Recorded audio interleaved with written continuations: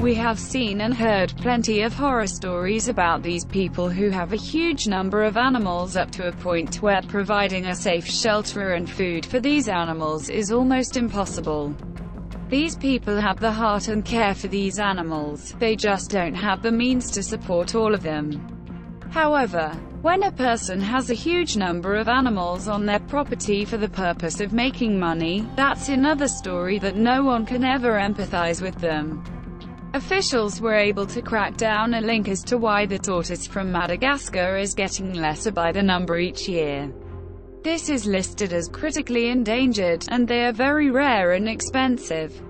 They have a very unique shell pattern, which is why more people from all over the world are interested in them. The authorities did not get any insider tip, and you may wonder how they were able to find these hoarded exotic reptiles. They investigated at first until they noticed a foul odor coming from a house. According to Sori Randrianjafisarnaka, the head of the Ministry of the Environment, Ecology, and Forest, the smell was unbelievable. Randrianjafisarnaka said, "It was so awful. They had tortoises in the bathroom, in the kitchen, everywhere in the house." Similar to other animal hoarding situations, the house where these tortoises were rescued was filthy. It is a two-story house in Toliara, Madagascar, and both stories were full of tortoises. Most of them are covered in waste and dead animals.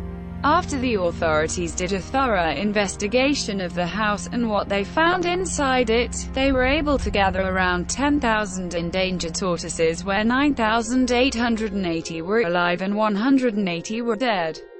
The two individuals who were living in the house were able just at the back of their house, burying more dead tortoises.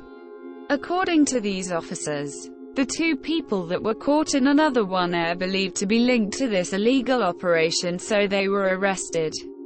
These rare and endangered tortoises were immediately taken to the rehab center just within the area, and many of these exotic animals were in a really rough shape. The rehab center took care of them, but still, 500 of these tortoises died. According to Randrianjafisarnaka, they do not know who is behind this illegal hoarding, but we know there's a big boss.